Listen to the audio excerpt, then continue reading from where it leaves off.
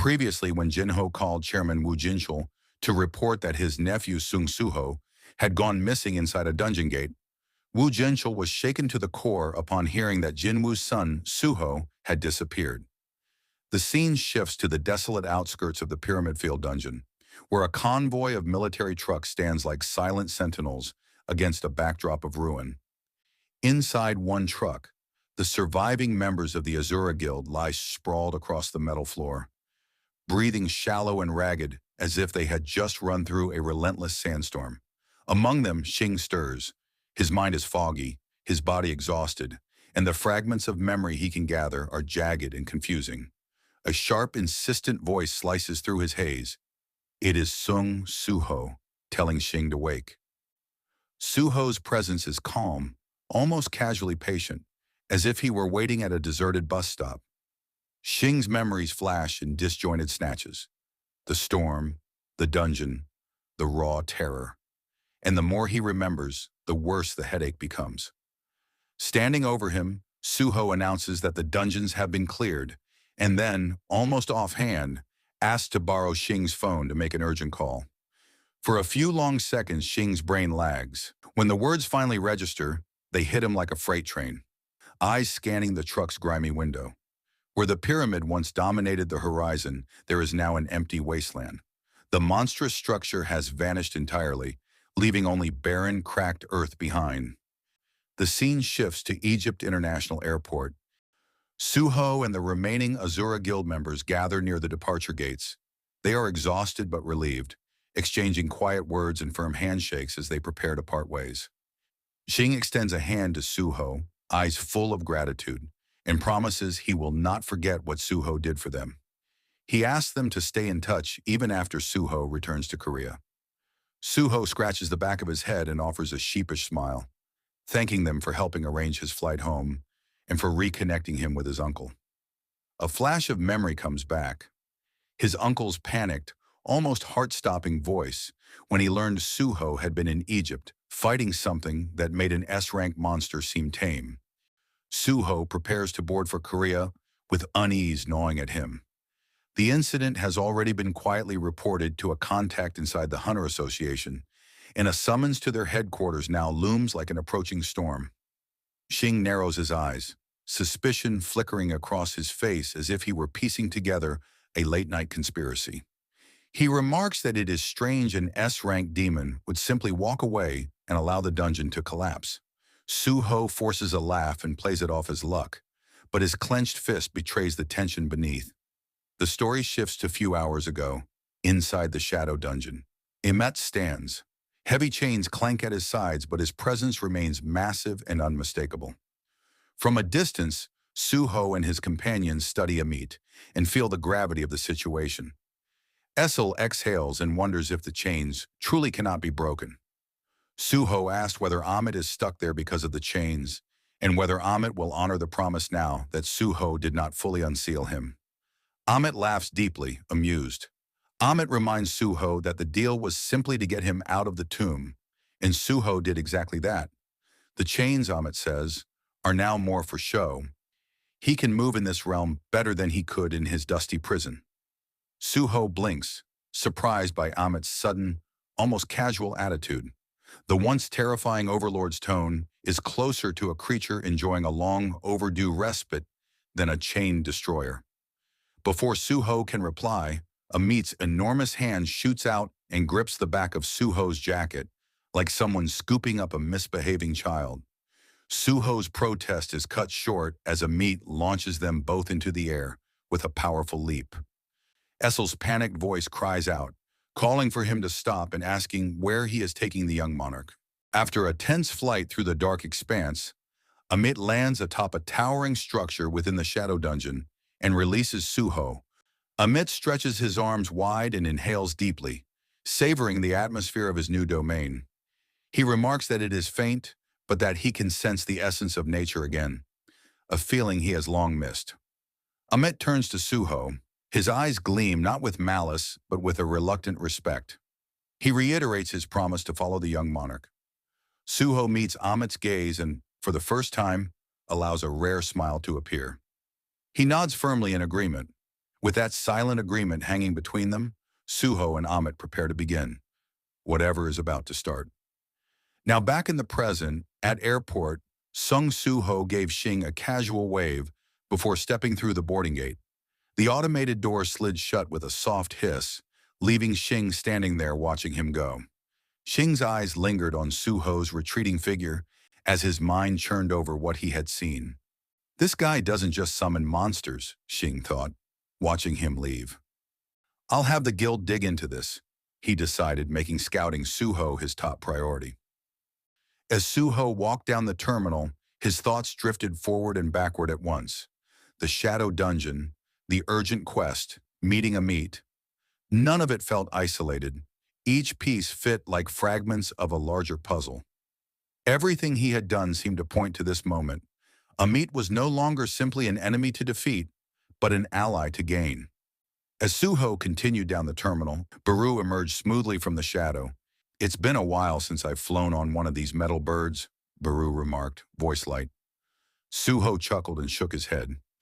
He glanced up at the departure board and summoned his status window, a faint translucent screen floating before him. Reading the numbers, he murmured with a hint of pride, 7 levels in one shot. Guess that boss and the urgent quest paid off, he added, eyes sparking. Curiosity creased his face as he turned to Baru and asked where his new stats would place him among hunters. Baru scrutinized the data with focused intensity. After a thoughtful pause, he gave a firm nod. You've definitely reached A rank. Suho's expression hardened, a quiet determination settling over him like armor. A rank, he repeated. That's good enough. The preparations were complete, and the time to act had come. A storm of purpose darkened his gaze as he thought of his targets. Lee Min-sung and the Aterim Apostle wouldn't see what was coming next. Meanwhile, in Korea, the Human Hero Guild's headquarters buzzed with activity. The new building, modern and sleek, stood as proof of the guild's rapid rise and growing influence in the hunter world. Inside one of the offices, a group of hunters traded excited chatter, their voices bright with disbelief and pride.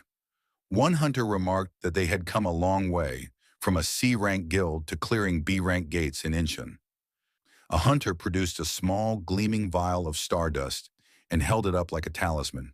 He told the group that the stardust was the real reason for their success, noting that, with that supply, a mostly C-rank team could make B-rank gates look easy. Someone else added that the black market had made the stardust far more accessible and cheaper. Leaning against the wall, Kim Sung-soo, a B-rank hunter with spiky hair, crossed his arms and watched them. Kim admitted something about the stardust felt off to him. A few hunters rolled their eyes and told Kim he didn't understand because he was B-rank. Kim didn't react, and instead opened a soda, taking a deliberate sip. Then someone mentioned the Hunter Association was talking about banning the stardust. The room, once noisy and light, fell suddenly silent. Tension thickened the air. Why would they ban something that helps us close more gates? One hunter demanded. Another muttered bitterly that the association didn't care about small guilds like theirs. Before anyone could press the matter further, 3 unfamiliar figures entered. Every head turned as the room's easy atmosphere chilled into something much colder. At the front of the trio stood a boy who looked too calm and too young for the threat he carried. The boy spoke in a quiet, cutting voice and asked if this was the Human Hero Guild. Kim took a cautious step forward, instincts on edge, and demanded to know who they were and what they wanted. The boy did not hesitate. He claimed rights to the Incheon gate and ordered its surrender. He repeated his demand to hand over the gate. Without warning, a heavy pressure exploded outward from the boy, pressing down on the room like an invisible weight. A strange glow flared across the eyes of Kim's guildmates. Their pupils constricted, and a sinister yellow cross appeared within them. Their voices empty and synchronized as they intoned, "Apostle, we obey." Kim's soda can slipped from his hand and hit the floor. Panic tightened his chest as he staggered backward. The boy's attention fixed on Kim. He tilted his head and smirked, amused that Kim had not consumed the stardust. "Perfect," the boy purred. "A pure one among the flock," he said, plainly delighted. He raised a finger and commanded the others to see and hear nothing until he said otherwise. Instantly, the room fell into absolute, eerie silence. The controlled hunters froze with vacant expressions. Kim forced himself to remain standing, voice trembling as he demanded answers about who the boy was and why they obeyed him. The apostle, calm and almost bored, replied that he had hoped for a proper conversation but found the others dull. He explained with a silky tone that creations existed to serve the Creator's will. Kim flinched and asked what the apostle meant, incredulous at the talk of creators and free will. The apostle shook his head sadly and accused them of clinging to the illusion of free will. Then, stepping closer, he declared he was there to correct that delusion. Kim's instinct screamed. He tightened his grip on the hilt of his sword and called the apostle insane. For a moment, the apostle's smirk faded, and a coldness fell over the room as his presence intensified. The lights above flickered under the crushing energy that now suffocated the space. The apostle reached for a blade on the wall. A yellow glow pulsed in his palm and seeped into the weapon.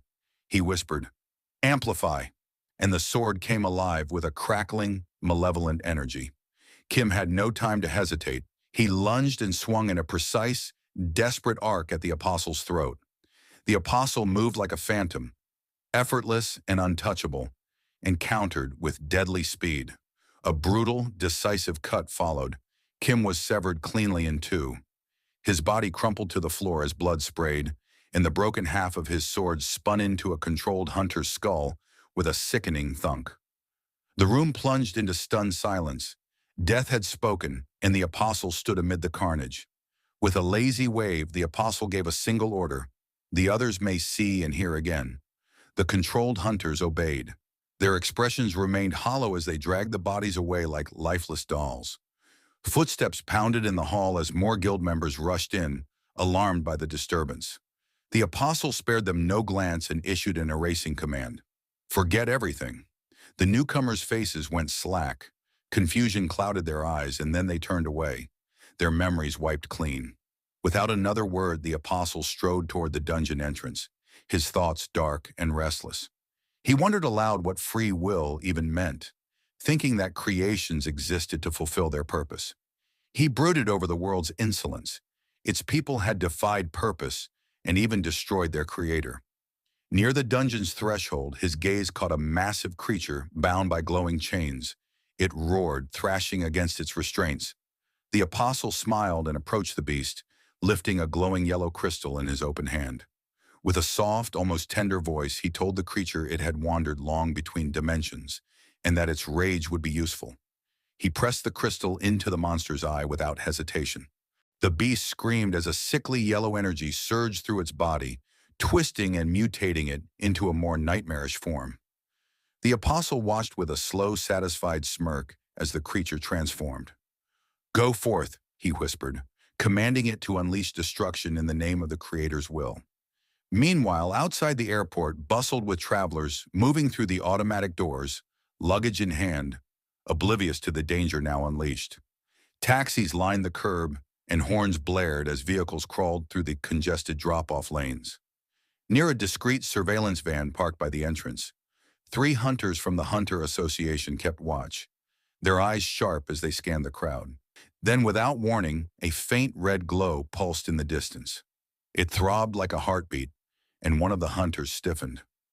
"This isn't normal," he muttered, taking a cautious step forward. The second hunter, his expression darkening. "The energy pouring out of that gate. If we don't handle the inside quickly, we're looking at a full-scale dungeon break," he warned. The third hunter, who carried himself like the leader, studied the swirling crimson light with a steady, unwavering stare. "It's crackling," he said, urgency threading his voice. Before they could act, something changed. Their eyes flickered, and an unnatural yellow hue crept across their irises. One of them turned slowly, posture suddenly rigid. The Aterim apostle stepped forward, silent and severe. The first hunter spoke in a flat, emotionless tone. "There is no threat here. We'll inform the association that everything is under control, Apostle," he added mechanically. The apostle's gaze shifted to the gate, where chaotic energy writhed like a living thing. The strained dungeon finally shattered. From the rift, monstrous entities poured out, grotesque forms twisted with primal fury. The apostles sank into memory, visions of a time long past. Creations, he thought, beings forged to carry out the will of their makers.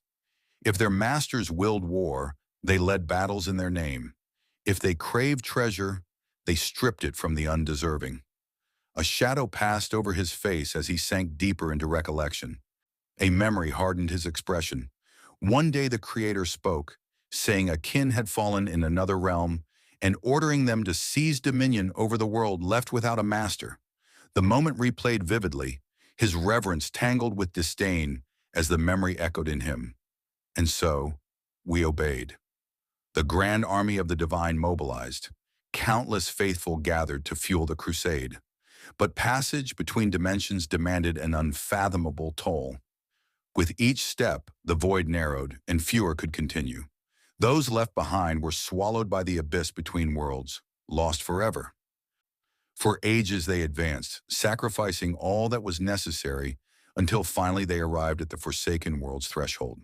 What awaited them was not an empty domain to conquer, but the embodiment of terror itself. Darkness. An abyss so absolute, it eclipsed hope and turned victory into fantasy. Entire battalions were erased in an instant, swallowed by the void. From that abyss, an army then emerged. That legion was forged of shadow, led by generals whose power dwarfed even the greatest of the divine. The apostle's fingers curled as he relived the nightmare. The darkness had been annihilation incarnate. The battle that followed was unlike any they had fought. Every fallen warrior's essence was devoured and reshaped into a ghastly shadow. The divine army, once unshakable, found itself facing an enemy that grew stronger with every loss. The more they resisted, the more the darkness fed on despair, its power swelling with each passing moment. Their campaign for a world abandoned by its master had become a war bleeding into other realms. The divine forces staggered beneath mounting casualties. Even the apostles felt doubt creep into their minds. Defeat, a notion they had never entertained, became undeniable, and bitterness sharpened within him. It was then that Teal, the Creator's chosen envoy, stepped forward, his aura radiating unwavering certainty. "This is not a loss," Teal declared, cutting through the despair. "This is an opportunity." The apostle listened as Teal explained. The passage between dimensions had exacted a great cost, and the darkness could not easily return because the mana expense was immense. More importantly, Teal revealed that many life forms in that world were devoid of mana. A murmur passed through the ranks. If true, that changed everything. Teal continued, "The Mistburns are among the weakest of our kind, physically frail, mentally fractured, but their faith is absolute. Once ignited by divine fire, they become conduits of belief, spreading it like an unstoppable plague. Among beings lacking mana, their influence would be unchallenged. A bold plan took shape. Rather than wage open war, they would infiltrate, convert, and consume from within. Faith would spread, and, as believers multiplied, collective devotion would manifest a divine foothold. The miracle they needed.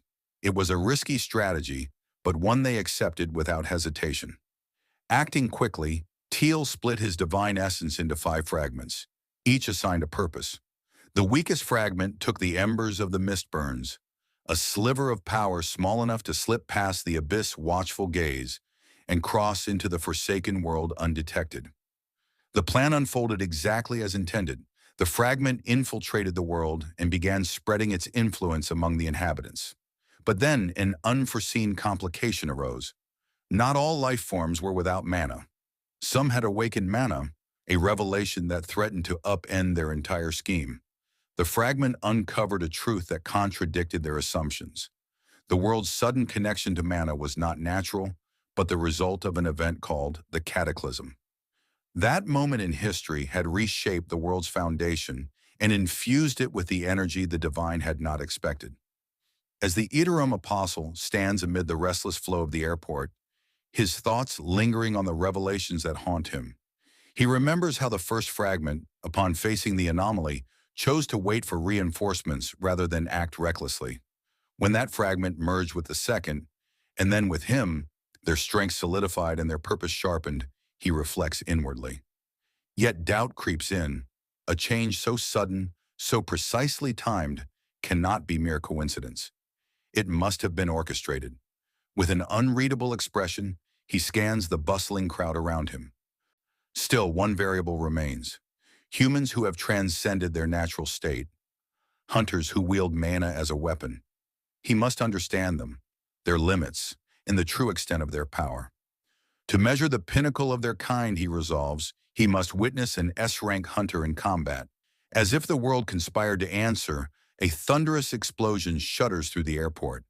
The impact rattles foundations, glass shatters, and debris sprays into the air. Panic spreads like wildfire. Alarms wail while travelers scream and scramble for safety. Through dust and falling plaster, monstrous figures pour out. Hulking, grotesque creatures armed with crude, jagged implements. Their roars reverberate as they sweep the terrified crowds, charging forward with merciless intent. A desperate voice cries out, "Dungeon break! Someone call the Hunter Association!" Fear erupts into hysteria as people surge in all directions like prey fleeing a predator. The apostle watches composed. If the creatures wreak enough havoc, a hunter of notable strength will appear, he reasons, perhaps even an S-rank. On cue, a hunter bolts into the fray, weapon drawn and eyes blazing with resolve. The apostle's golden gaze locks on the combatant, dissecting every movement with cold precision. Were these hunters stationed here, or is this chance, he wonders, studying their coordination and the seamless use of mana. Their teamwork and timing are too precise for mere coincidence. His suspicion sharpens. A realization crosses his face. All of them are users of stardust. Intrigue flickers in his expression as he steps forward while the battle roars around him. Stardust, the apostle muses, is an amplifier born from the distilled faith of the Mistburns. Ordinarily, it is a minor artifact, a flicker in a grand design. Hunters closest to him, already tainted by prolonged exposure to his will, the hunter sheaths his weapon, bows slightly and replies in mechanical obedience, "Yes, apostle, as you command." Fast forward, the monsters continued their brutal rampage, unchecked and merciless. A goblin, dagger-jagged and gleaming with malice, darted toward a defenseless woman. She had barely time to scream before the blade plunged into her back, sending her crashing to the ground. The creature cackled as it continued to stab, each thrust splattering fresh crimson across the floor. The Iterum apostle stood motionless as blood spattered at his feet. Gasping through pain, the woman stretched a trembling hand toward him, a final silent plea for salvation. Her wide, terrified eyes met his, and he only stared back, cold and unmoved. To him, creations existed solely to fulfill the will of their creator. Life had one purpose: obedience. As her fingers went slack and fell, the apostle's face slipped into unreadable thought, shadowed by an inward storm. He wondered why humans possessed such insatiable desire. What force drove these fragile beings to strive beyond simple existence? He watched the slaughter around him, the dying screams, the metallic scent of blood, the wreckage, and he considered a troubling possibility. Could these insignificant creatures harbor some higher purpose, some unknown strength beyond survival? Elsewhere in the chaos, a lone man ran frantically through blood-streaked lanes, breath ragged and panic-ridden. His wild gaze caught sight of a figure moving against the flow of fleeing survivors. The approaching figure was Sung Suho, moving with an unsettling calm beneath a black mask that hid the lower half of his face. With a quiet scoff, Suho adjusted the mask and muttered with irritation, "A dungeon break, huh? What a warm welcome." Nearby, a desperate scream rose as a man slipped and fell hard to the ground, raising trembling hands in a futile defense. A towering beast loomed over him, club raised to deliver the fatal blow. A powerful kick smashed into the monster's face, sending it flying backward. Its crude weapon clattered to the ground. The rescuer landed smoothly, stance steady and composed. "Get up," Suho ordered, his voice cutting through the chaos like a blade. "I'll handle these. You run." From his vantage point, the apostle observed the scene with sharpened interest, studying each movement. The masked warrior moved with seamless precision, efficient, calculated, and lethal. His strikes were measured, never reckless. Each swing of his blade carried the weight of mastery. The battlefield seemed to bend around him, the tide of battle shifting to his will. The apostle's gaze narrowed. This hunter was different. There was a certainty and power in his movements that transcended the ordinary. Recognition flickered in his mind. That black mask. Lee Min-sung had described a man who wore a black mask. The one who had annihilated the hyena guild. Intrigue crept into the apostle's impassive stare. The saboteur, he thought. So this is the man who opposes us. Fascinating. Fast forward as chaos swallowed the airport as goblins rampaged unchecked, delighting in the terror of their prey. Screams filled the air as civilians scrambled for cover, only to be cut down by the savage creatures. The terminal, once a place of bustle and movement, had become a battlefield soaked in blood and despair. Then amid the carnage, a shadowed figure moved. Too fast for the goblins to notice, flickering between them like a wraith. In an instant, bodies dropped where they stood.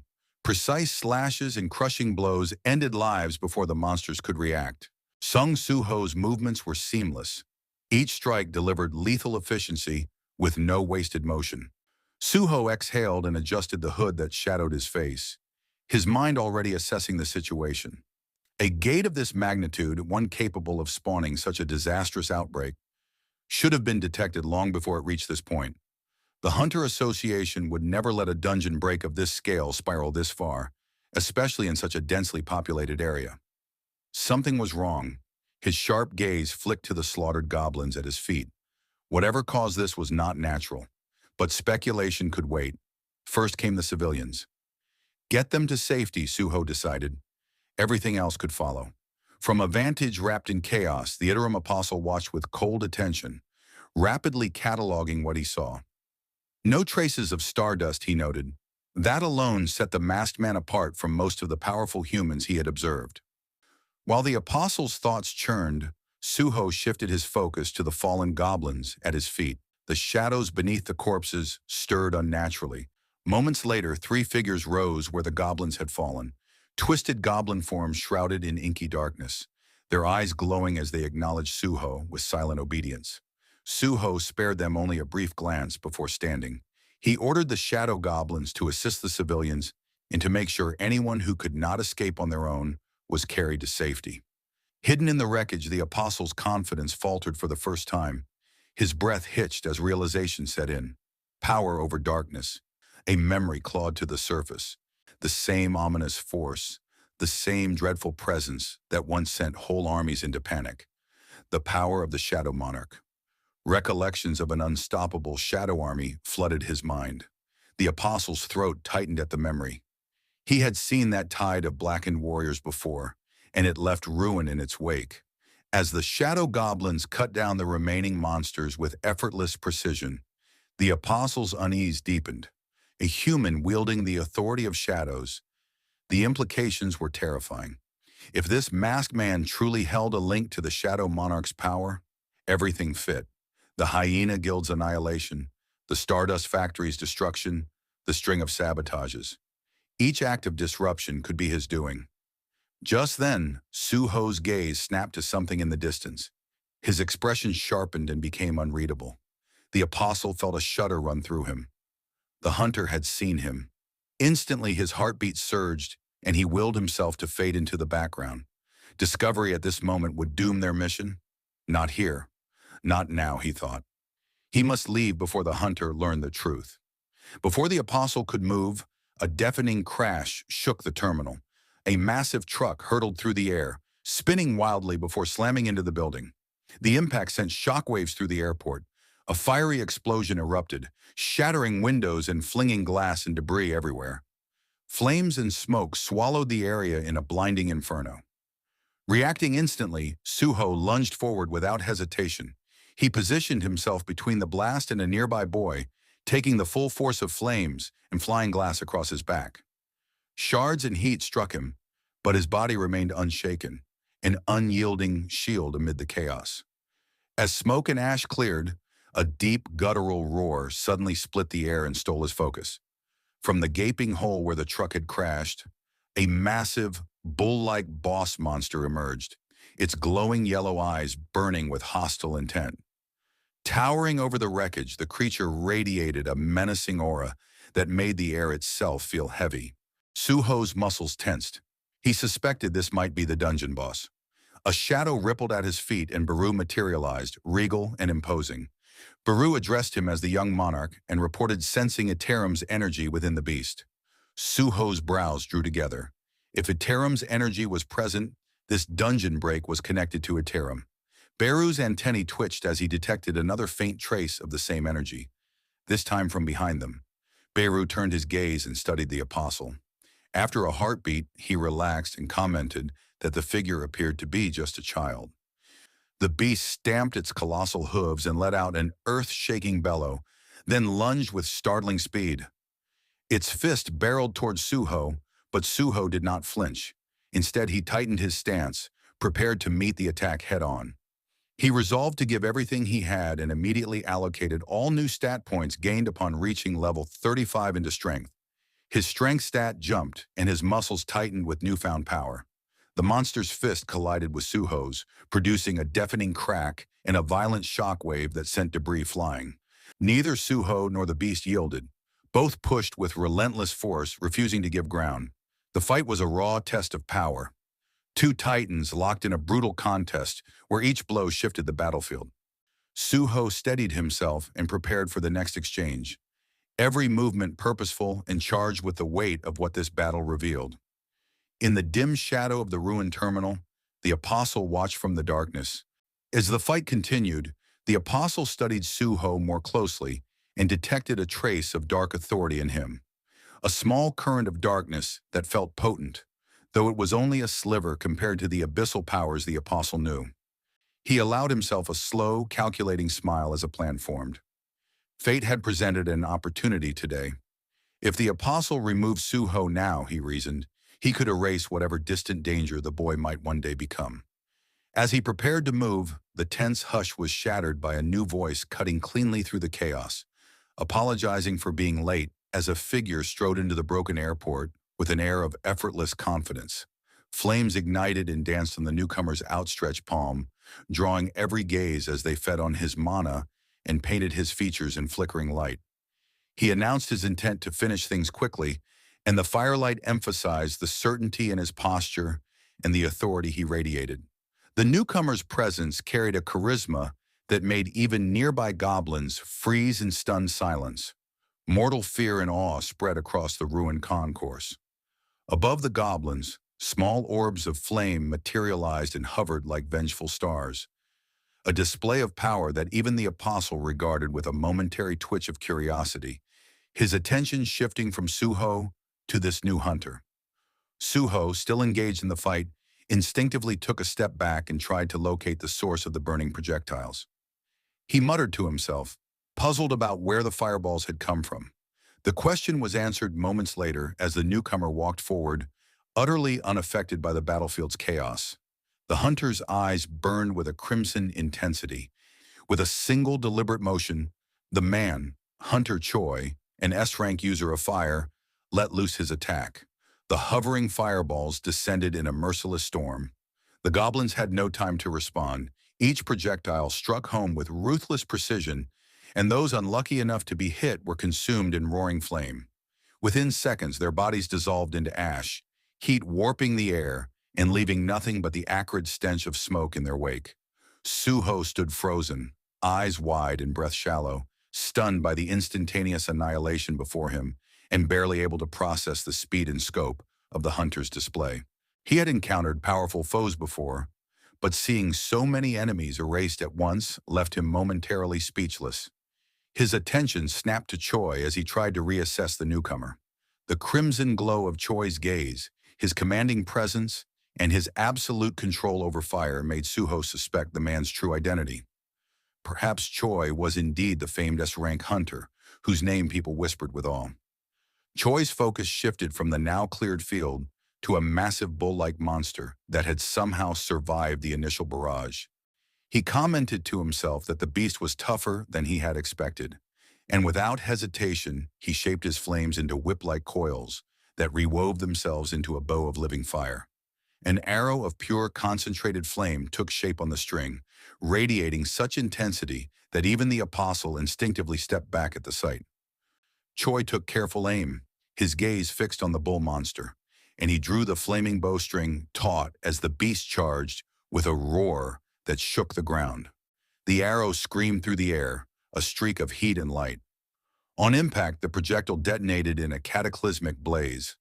Blinding fire swallowed the creature, and the shock wave hurled its bulk through layers of rubble until it vanished beyond the horizon. Silence followed. Only smoke, drifting embers, and the distant glow of dying flames remained where the monster had stood. Choi let the bow disintegrate into ash and embers as he lowered his arm, showing a quiet, almost amused satisfaction at the result. And the civilians who had watched the fight began to comprehend the full scale of what had occurred. Whispered amazement rippled through the crowd until it swelled into cheers. Someone called out recognition, insisting that it really was Hunter Choi who had stepped in, voices trembling with a mixture of relief and reverence as they declared him invincible. Choi acknowledged the praise with a modest lift of his hand and offered a brief reassurance that everyone was safe. Yet as applause washed over him, Choi's expression shifted. The warmth in his demeanor receded into a calm, searching intensity as he scanned the wreckage. He was sure he had seen a child fighting before he arrived. The sight had been brief but unmistakable, and now the child was nowhere to be found. His eyes fell to a torn jacket half buried among debris. A quiet question formed in his mind. Had the hunter who'd been fighting simply slipped away without taking credit? Or was there another explanation for the sudden disappearance? Hidden behind a collapsed pillar, Sung Suho crouched in shadow, his breathing measured and nearly silent. Suho thought that he should feel grateful Choi had arrived when he did, even as his mind raced with the risk of exposure. He reminded himself that he could not afford to reveal his identity.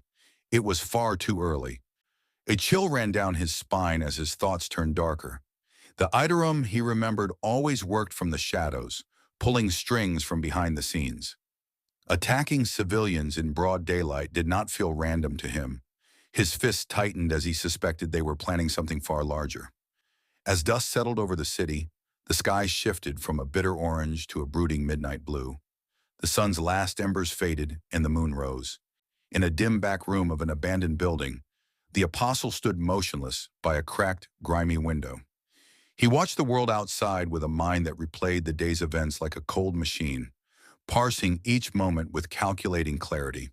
Without warning, the air beside him rippled as if reality were fraying at the edges. The distortion widened into a swirling obsidian vortex whose perimeter pulsed with unnatural energy. The portal bulged and opened into a deep void. From the dark center, a pulsating red sphere emerged. A low, resonant voice then spoke, announcing that it had been some time, and addressing the apostle as second fragment. The apostle remained seated and did not turn.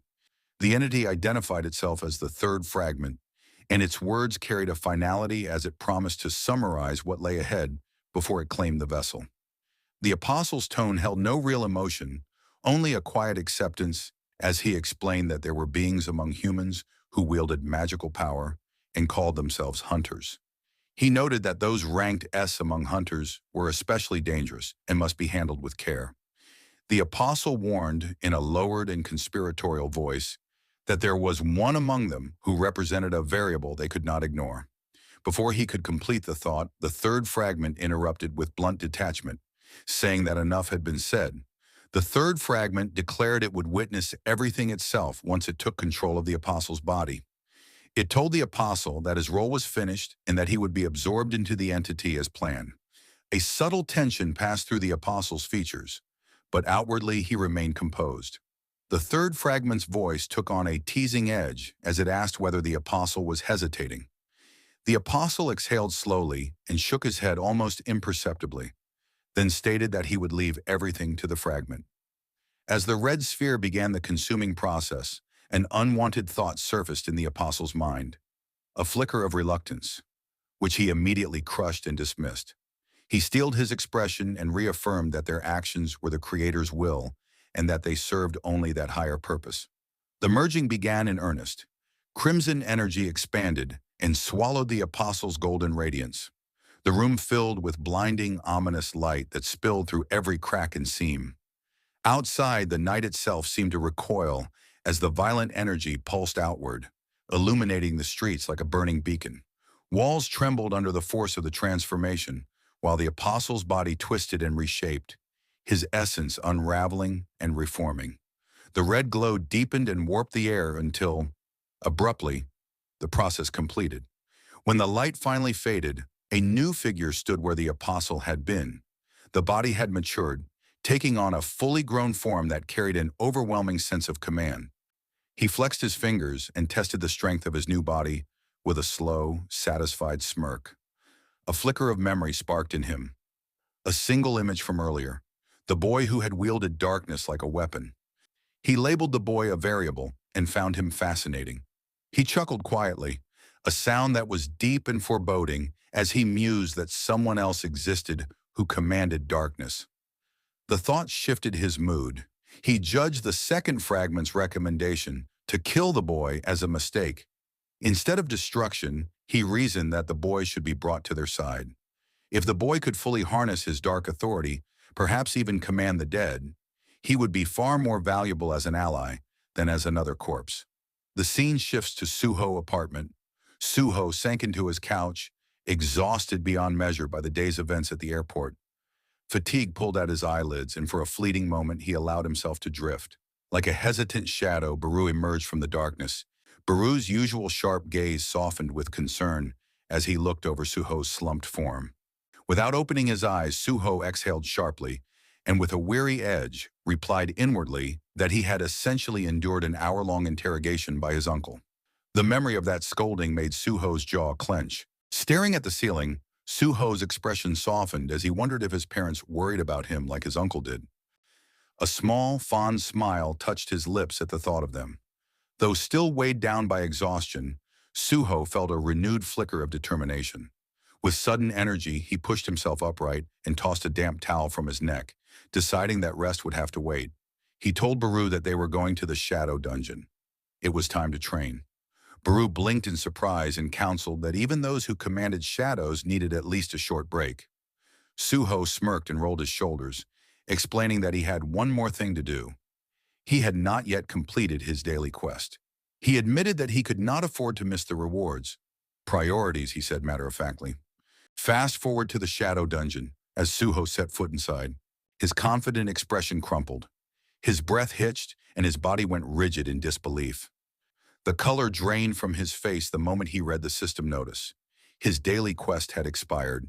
Panic settled like ice as he realized the goblins he had planned to use for training were gone. Every single one of them. He spun toward his companions, looking for an explanation. Essel, Gray, and Emmett stood before him. Their silence spoke volumes and confirmed his worst fears. Suho demanded, barely keeping calm, what had happened to the goblins. Essel fidgeted like a guilty student and avoided his gaze, unable to meet his eyes. Emmett stepped forward, displaying no shame. He stated matter-of-factly that he had eradicated the goblins himself. Suho's jaw tightened as the realization settled in. He asked, incredulous, whether Emmett was telling him that every last goblin had been killed. Emmett confirmed with an unfazed grin that indeed every one of them was gone and that not a single human had been harmed as he had promised. For a long beat, Suho simply stared at him, stunned by the consequences. Then he slammed a palm to his forehead with a stinging smack and vented his frustration at Emmet's actions. He explained that Amit had wiped out all of Suho's training targets overnight and that this would drastically slow his growth. Emmett only chuckled and asked Suho whether he had ever limited himself to goblins if he truly sought strength. He declared that he would personally oversee Suho's training instead. Emmett's chuckle darkened. He argued that his own strength had not come from birthright, but from relentless training, and he promised to forge Suho into something greater. A familiar chime sounded, and the system window materialized before him with new information. The notification declared that he had unlocked a hidden quest titled Preparation to Become Stronger.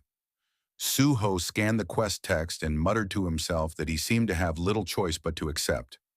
Resigned, he accepted the quest while Emmet's ominous laughter filled the room playfully, as if savoring what was to come. Suho opened his quest log and skimmed the requirements, trying to wrap his head around them.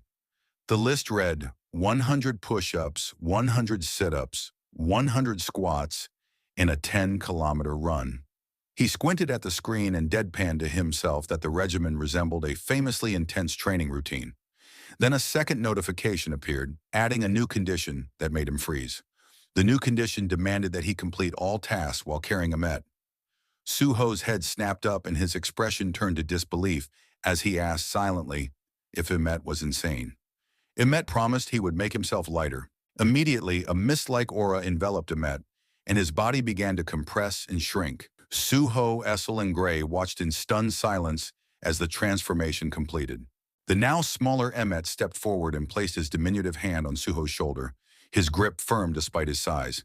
He declared that this should suffice and told Suho that they could begin. Suho, questioning his life choices for the 100th time, lowered himself into the push-up position and muttered that they should get this over with. Suddenly, the system chimed again, and a new notification flashed. The bond skill was currently locked due to the power gap between player and Amit. The bond skill required level 80 to unlock. Suho felt his stomach drop and groaned inwardly, lamenting the new obstacle. Amit wasted no time and hopped onto Suho's back. The moment Amit settled on him, Suho's arms buckled and his body trembled under an oppressive weight. A deep crack echoed across the floorboards as Suho struggled to support the burden. Essel and Gray stood frozen in shock, watching the scene unfold. Emmet answered with a hearty laugh. Emmet admitted with amusement that while he could shrink his size, his weight remained unchanged. Sung Suho's face contorted in pain as he gritted out that Emmet was crushing him, his whole body trembling under the strain. Sweat poured down Suho's forehead like a broken faucet. Suho clenched his teeth, barely holding himself together as he deadpanned that he was definitely about to break. Emmet leaned closer, amusement plain in his expression, and confirmed that the pressure was intentional. He explained that to grow stronger, one must first be broken down. Emmet's laughter rang out again, completely unbothered, and he cheerfully ordered the young monarch to give him 99 more push-ups. Miles away, on the outskirts of Paiju's field-type dungeon, a different kind of suffering unfolded inside a derelict structure. The air within the ruined building was thick with muffled screams. A mistborn creature convulsed violently, its twisted form writhing in agony beneath dim, flickering lights. Shadowed stains streaked the walls, and the scene resembled a crude, makeshift laboratory. Standing amid the chaos, Lee Min-sung watched the tortured creature with sharp, unblinking eyes and exhaled slowly. The approaching footsteps barely registered to him.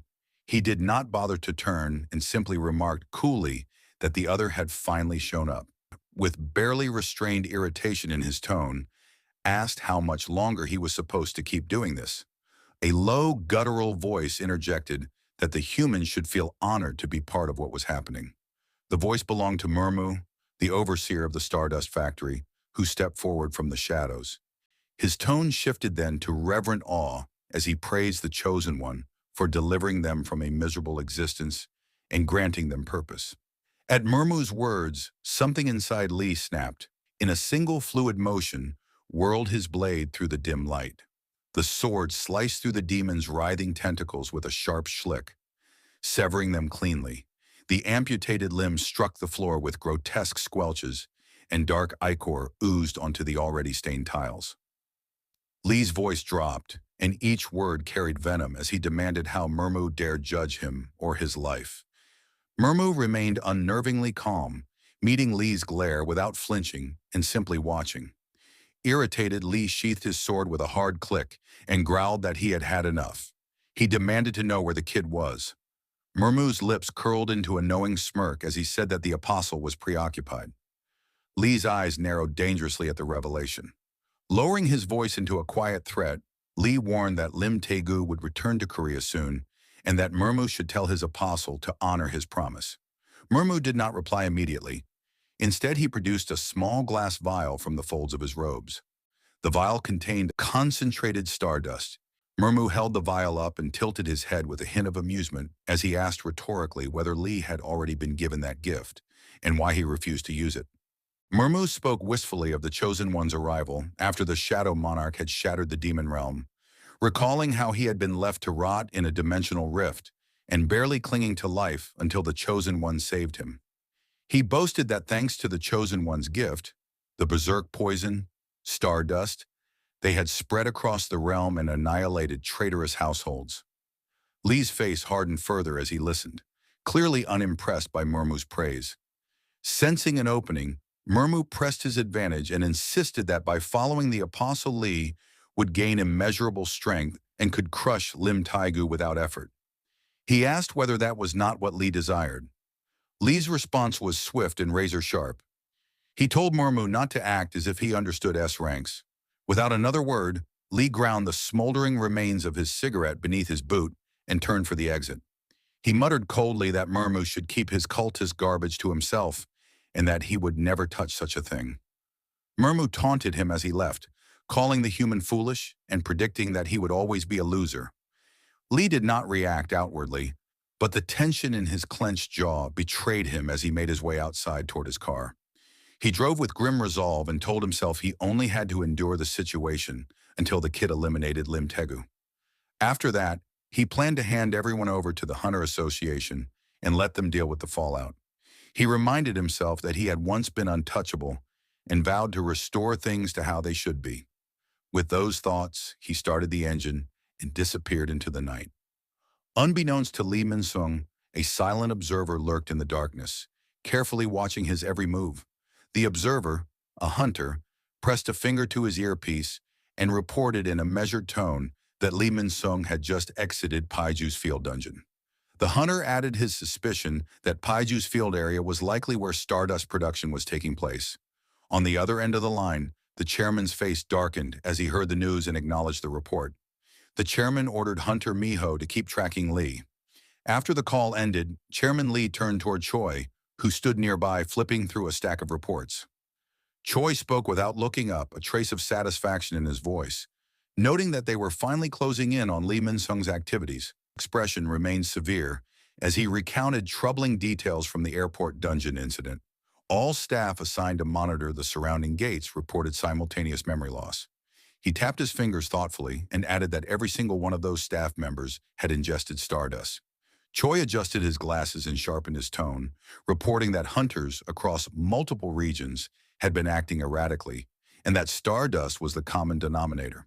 The chairman exhaled slowly and declared that the Hunter Association would issue a full ban on stardust. Regarding Lee Min-sung, the chairman said coldly that they would bring him down. He added that they would also dismantle whoever was pulling the strings behind Lee. Choi straightened with renewed determination and assured the chairman that his hunters stood ready. The chairman's gaze drifted to a framed photograph on his desk, a photo of him and Jinwoo, and his thoughts grew heavy. He recalled that the CEO had assured him Sung Suho had returned safely.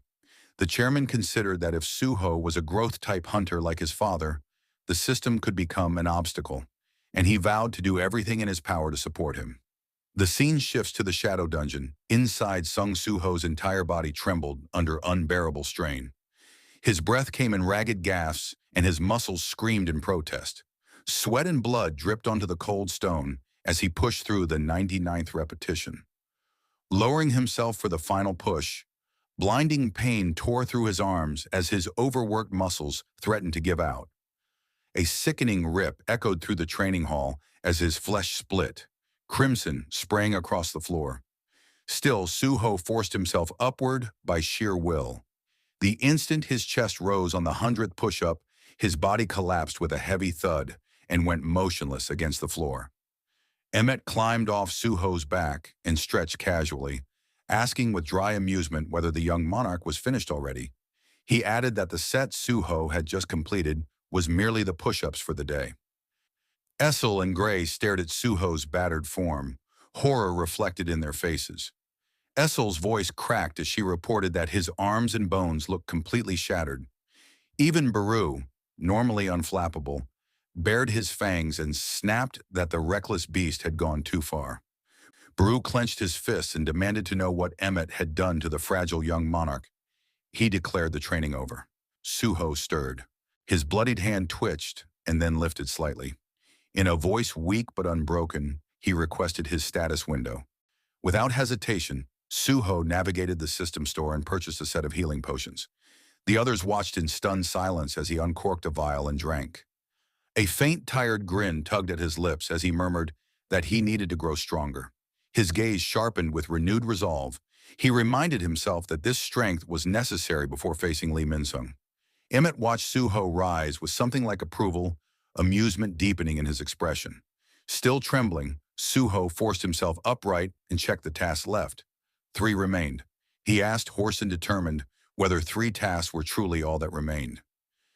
Essel and Baru remained frozen, pale as they watched the brutal training continue. Emmett shifted his form and shrank just enough to settle himself atop Suho's abdomen. Though Emmett's size reduced, his weight did not. The crushing pressure remained the same. Suho began a series of crunches with Emmett pressing down like an immovable boulder. Each rep was pure agony. Blood streaked his face, and his muscles screamed, but he refused to falter. Suho endured and repeated rep after rep until the final crunch finished. Immediately, he summoned the system again and swallowed another healing potion in one swift gulp. Emmett smirked and announced the next exercise, sit-ups, with himself remaining seated on Suho. Recognizing raw strength would not be enough this time, Suho activated his bond skill with Gray, and while his body still trembled violently, the additional reinforcement let him keep going. Through sheer defiance, he powered through the set until the final rep. There was no time to rest. Potion bottles littered the ground as he drained another elixir to brace for the final ordeal. Emmett climbed onto his shoulders again, crossing his arms smugly as the last challenge loomed.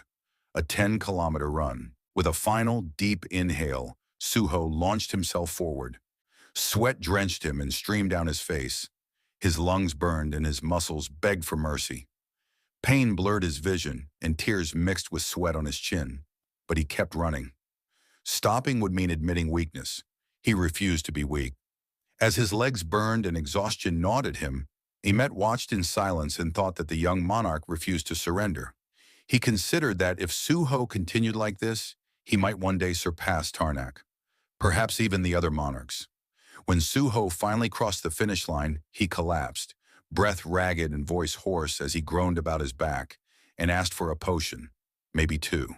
Beside him, Gray, no longer strengthened by the bond, dropped with a heavy thud.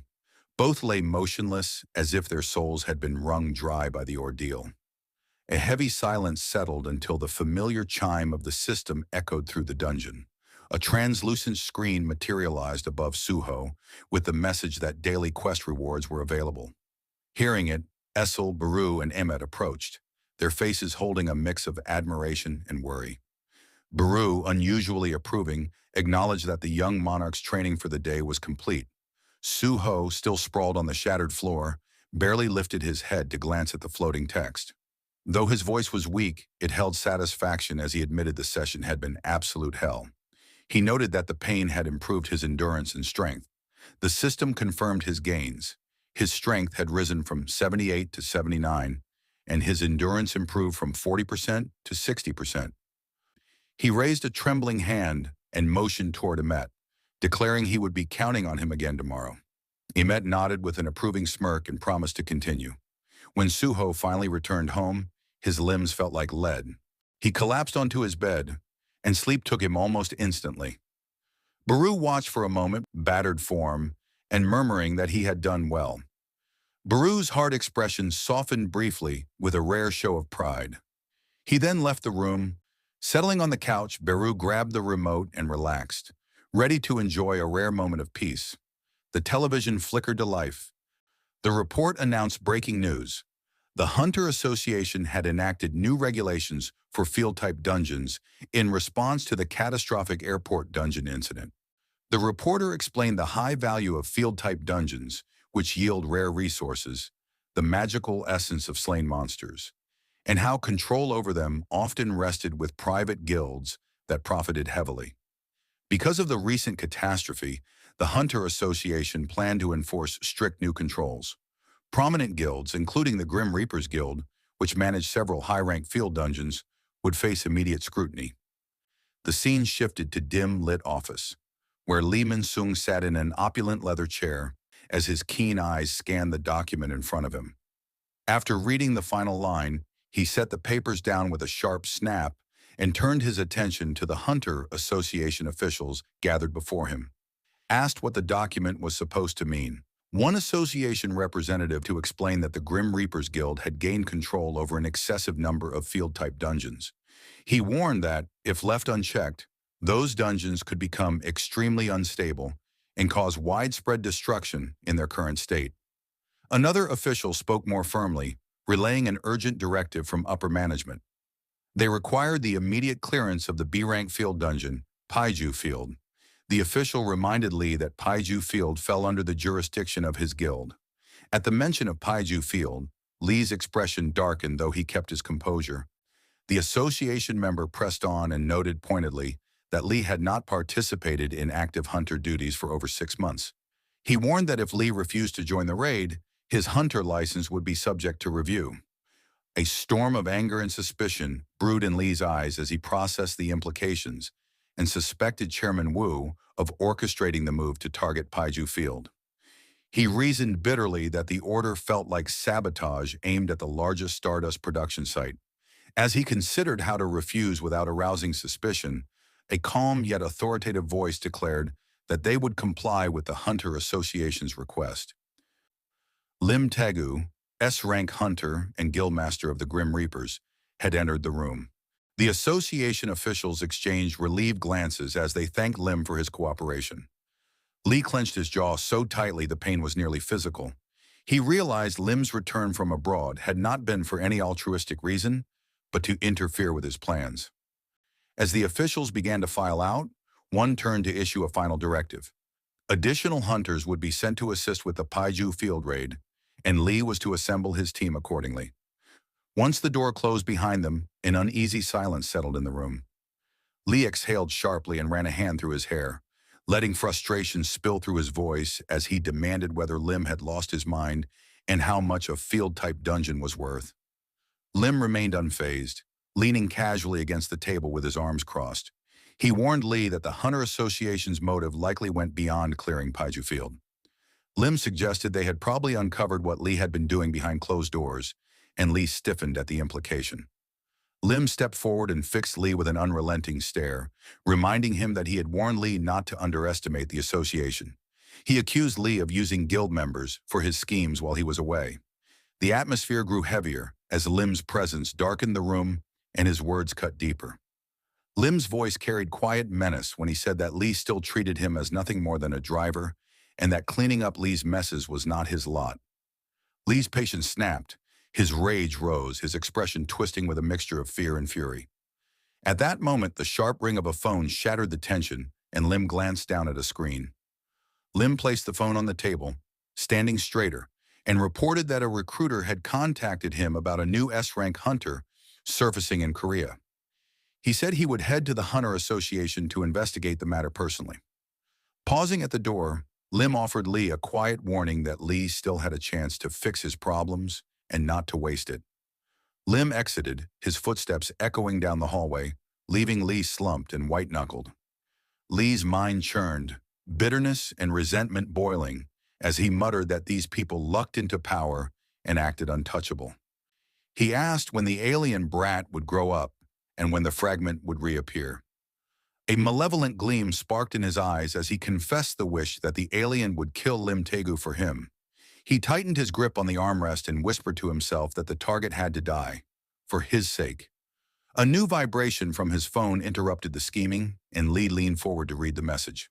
Whatever he read shifted his expression into a wicked grin, and a low chuckle swelled into a manic laugh that filled the dim room. His phone screen displayed Apostle. He murmured, "He's up to something interesting." The narrative cut to the Hunter Association headquarters, where a restless crowd had gathered outside. Inside, excitement and tension buzzed through the corridors as the newly revealed S-rank hunter stepped into the center of attention. The Apostle, newly recognized as an S-rank, stood motionless, his icy demeanor commanding every eye in the room. The Apostle's piercing gaze swept across the throng of reporters until it fixed on a particular figure in the crowd. A man in the room recognized the apostle and approached slowly, his steps deliberate and silencing the surrounding noise. The man, Choi, offered a composed nod and reported his congratulations to the new S-rank hunter, addressing him by the name Park Dujin. Choi's sharp eyes studied the apostle, and he remarked that the face seemed familiar, admitting a vague sense that he had seen him somewhere before. Park Dujin's gaze cooled, and he responded coldly that they had never met, though he acknowledged that he knew exactly who Choi was. Choi's brow furrowed at the clarity and he apologized, then swiftly shifted back to business. He proposed that Park Dujin consider signing a contract with the Hunters Guild. Park Dujin remained unreadable and declined politely, saying he had already chosen a guild. As he spoke, he slowly raised a finger and pointed across the room. At that instant, the heavy doors of the Hunter Association swung open and Lim Taegu entered, his posture commanding immediate attention. The crowd's murmur swelled as they recognized the guildmaster of the Grim Reapers. Lim's eyes rapidly found Park Dujin, and his brow creased with confusion. Park Dujin declared that he had already made his decision. He would be joining the Grim Reaper Guild. 1 week later, the scene cuts to the Paiju field-type dungeon. A group of hunters has gathered at the raid site. Among them stands Baek Miho, an observant A-rank hunter from the White Tiger Guild. Miho walks over and Lee Min-sung greets her with a polished, charismatic smile. He thanks her for joining the operation and quips that the dungeon appears to be keeping them busier than expected. Miho returns the smile. She insists it was only natural to offer assistance when required. But beneath that calm exterior, her thoughts are sharp. She recognizes the charm for what it is. A carefully crafted mask. He's skilled at hiding the rot beneath it, she thinks. Today, everything in this dungeon will be exposed, Miho vows inwardly. She will be the one to pull that mask away. As she refocuses on the train, a new presence behind her makes her pause. She turns slightly and sees Park Dujin, the recently awakened S-rank hunter, the newest member of the Grim Reaper Guild. Miho studies him. His aura is composed and quietly powerful. An unexpected factor she didn't count on. If things go wrong, he could tilt the balance either way, a threat or a boon. She files that uncertainty away. The viewpoint shifts to a nearby crew of excavation workers being readied for the mission. They are handed pickaxes and briefed on the objectives. Among those workers, Suho stands silent, gripping his pickaxe with an unreadable expression as he prepares for the grueling work ahead. The scene shifts to a few days ago, the Grim Reaper Guild's office building. Inside, Lee Min-sung lounges in an opulent chair, stirring a drink and wearing a smug grin. Across from him sits the apostle, calm, composed, and unreadable. Min-sung muses, half mocking. The apostle has changed since they last met. The apostle barely reacts. He lifts a porcelain teacup, takes a slow sip, and answers in a measured, impassive tone. His current form was chosen for survival. Now that his strength has returned, appearance no longer matters. Min-sung leans forward with a smirk and presses, the name Park Dujin, becoming a hunter. What is the apostle's goal? The apostle replies plainly, a name is a tool. Adopting Park Dujin lets him move freely in this world. Becoming a hunter lets him operate without restraint. Min-sung's smile is cold. He admits that the apostle's airport display has drawn the Hunter Association's attention, and the association is now watching Min-sung closely. They are investigating his activities, alleging civilian casualties and property damage. If they dig into what's happening at the Paiju field facility, both he and the apostle could be ruined. The apostle's gaze is steady and quiet. His voice drops to a whisper but carries firm resolve. That is precisely why he joined the Grim Reaper Guild. During the raid, he promises, he will convert every hunter in the party into followers, so there will be no trace left to implicate them. Min-sung folds his arms and gives a low chuckle. He calls the apostle's plan bold and then asks a pointed question. He wonders aloud whether the apostle is truly ready to face Lim Taegu, an established S-rank hunter, right now. The apostle's expression darkens as memories of his previous encounter with Lim resurface. He pauses and lets an unspoken conclusion hang in the air. If faced now, the outcome is uncertain. Min-sung's smirk widens. Like a predator smelling a weakness, he silently resolves to keep the apostles' promise, even if both of them are lost in the process. The scene shifts to the Hunter Association headquarters. The chairman sits behind a sleek desk. He reminds himself that the Paiju field raid will begin soon, and this operation is their best chance to gather undeniable evidence against Lee Min-sung. He breathes in and studies the documents on his desk. The White Tiger Guild's cooperation, the presence of A-rank Bayek Miho, contingency plans including extra S-rank reinforcements like Choi. Still, a single name gnaws at him. Park Dujin, the new S-rank recruit with the Grim Reaper Guild. He mutters that the timing is suspicious. Park Dujin's arrival just as the raid is being set feels too convenient to be mere coincidence. Chairman Wu leans back, a thin smile on his lips, and sifts through the paperwork. His eyes fall on a particular signature of approval. Suho, assigned to the excavation team. The sight of the signature tightens something in him. Coincidence, he wonders. Or fate. Doubt tugs at him. He had authorized the assignment, and now he questions whether it was the right move. His hand clenches. If Suho has a plan tied to this operation, he realizes, there may be no way to avoid it. The choice he made now binds him. Resolved, he tells himself that if Suho's involvement is part of a larger scheme, then Chairman Wu will have to play his part too. He will help Suho if it becomes necessary. The episode ends here. That wraps up chapters 30 to 35 of the Solo Leveling Ragnarok series. Thank you so much for watching. I truly appreciate your support. If you haven't subscribed yet, please consider doing so. Thanks again, and I'll see you in the next video.